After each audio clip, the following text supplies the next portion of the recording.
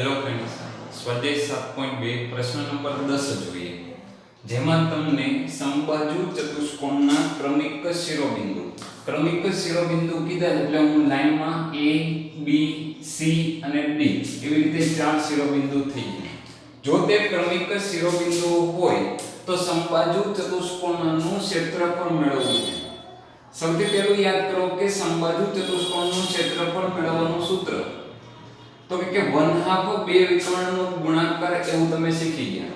સમબાજુ ચતુષ્કોણ હોય અથવા તો ચોરસ હોય તો તેનું ક્ષેત્રફળ 1/2 બે વિકર્ણનો ગુણાકાર એવી રીતે આપણે મેળવી શકીએ. તો અહીંયા આગળ વિકર્ણ કોણ થશે? AC. A બિંદુ છે જેને અહીંયા 3,0 છે, B બિંદુ 4,5, C બિંદુ -1,4 અને D એટલે -2, -1. AC એને વિકર્ણ કહેવાય, BD ને વિકર્ણ કહેવાય. એટલે જો હું AC અને BD અંતર મેળવી લઉં પછી આગળ શું કરી નાખું 1/2 AC * BD કરું તો સમબાજુ ચતુષ્કોણનું ક્ષેત્રફળ મળી જાય. તો અંતર સૂત્રનો ઉપયોગ કરી અને કયું અંતર મેળવવું પડે? AC. AC એટલે કે A અને C ના એક્સિયમની બાદબાકી 3 માઈનસ કેવું થઈ જશે? પ્લસ થશે.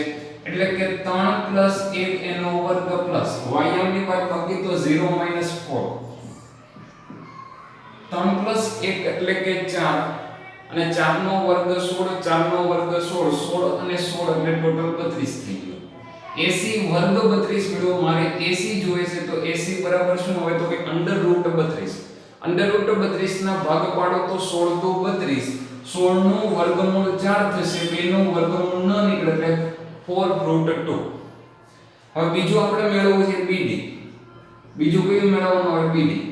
તો BD સ્ક્વેર એટલે કે એક્સિયમની બાદબાકી કરો તો 4 +2, 4 + 2 એટલે કે 6 અને 6 નો સ્ક્વેર થશે.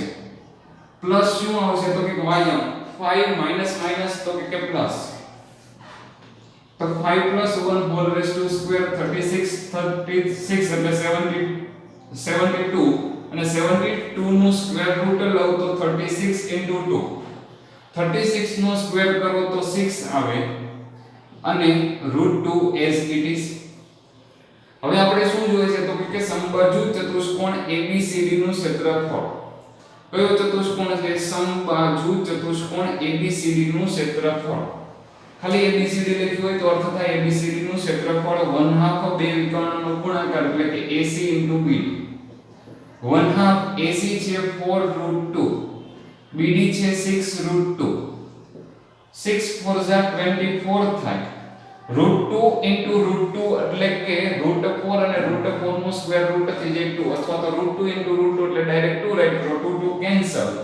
2 ન્યુમેરેટર 2 ડિનોમિનેટર બંને કેન્સલ થઈ ગયા. આન્સર શું આવે? 24 ચોરસ એકમ. તો ABCD ચતુષ્કોણનું ક્ષેત્રફળ 24 મળે છે. જય હિન્દ, જય ભારત.